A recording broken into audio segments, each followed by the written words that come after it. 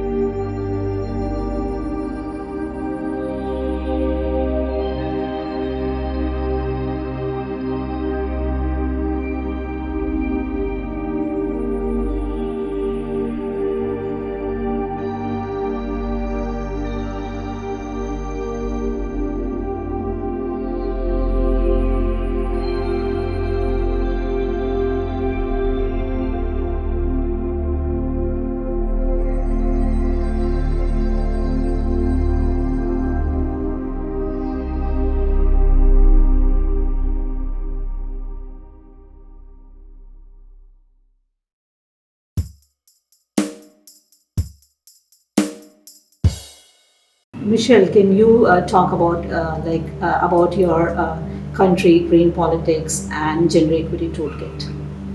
I'm from the Australian Green Party. We've been going for 31 years now, so we're one of the oldest parties for green issues in the world.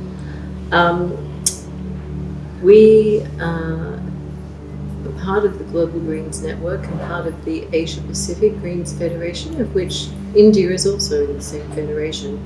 So we work together on that level by supporting each other with ideas, with shared values and shared policies. In Australia, we have 10 members in our national parliament and we have about 13% of the vote.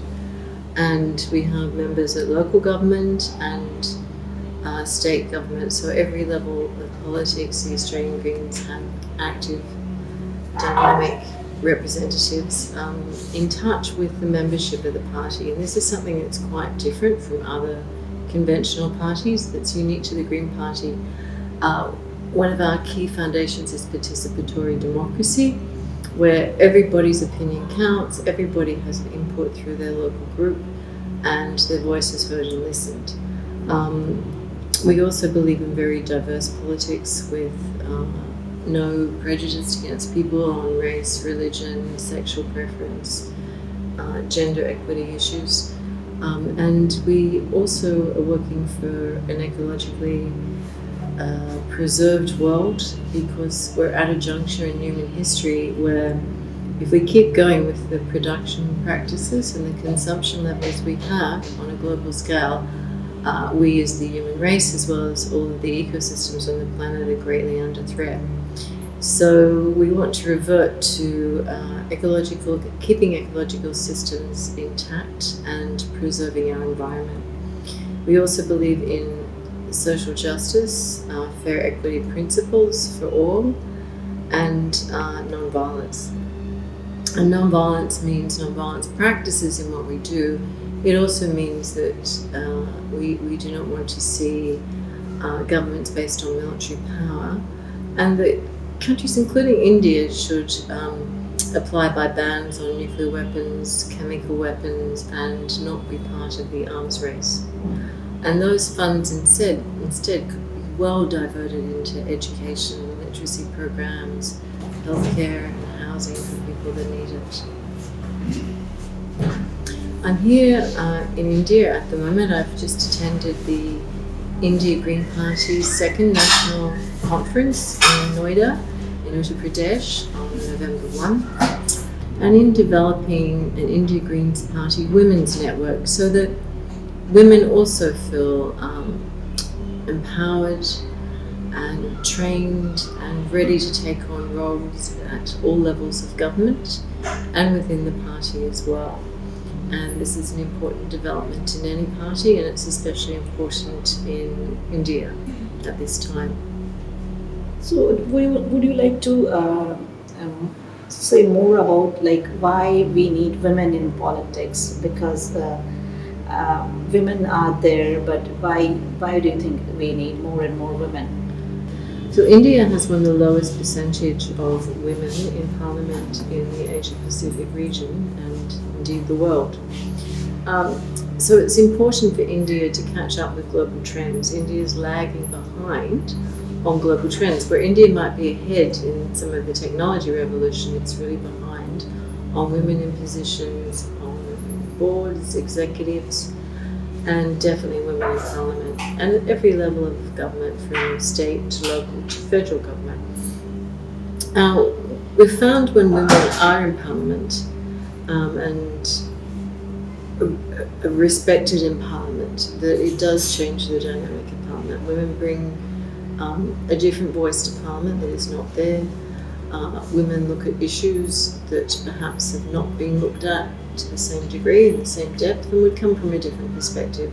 And definitely having the women's perspective in parliament, in every country in the world where that has increased dramatically, they have seen a real improvement in governance and governing. So there's a lot of statistics out there proving that that's really the case. Okay, so that will be the case, like it can be after 10 years or 15 years in India, but how do you see that presently it is going to benefit for the women in the party, the training program which you conducted? Well, the training program helps women through establishing a network, which can be for training, for support, for organising as women. And from that, more candidates will grow and more candidates will feel confident and trained and well equipped to take up those roles within government and within the party. There's so many good women already in the India Greens party that we can increase that number, and we can train and work with women to really make a difference inside India. Also from this training, one of the objectives that came out was that male sensitivity training on gender equity issues, an awareness training for men on gender equity issues, so they can understand it more. And many men do want to contribute to that too, so many men are sensitive and are not happy with the system as it is now, and also feel a victim of the system as it is now. So this training could be to empower them and for men to speak to each other on how they can be more proactive on these issues, both for themselves, for women in the party, for family members, for friends that are women, or sensitive men. There is also the issue of equal rights for people that are gay, lesbian, queer and transgender, and that is a policy that we support as part of diversity, and India Greens, I understand, is unique in their support of that policy between all parties within India. So we also respect their rights and their participation in the party as well. So even I attended this gender equity 2 days workshop, and I'm really overwhelmed with the training program which Michelle Sheather has given to the women in the party. And Michelle, I'm really, really thankful for the training you have provided to the women, and we really feel empowered. Wonderful. Well, I'd like to thank you and Anita and Divya for organising the training so well, and for having such a diverse, interesting group of women attend.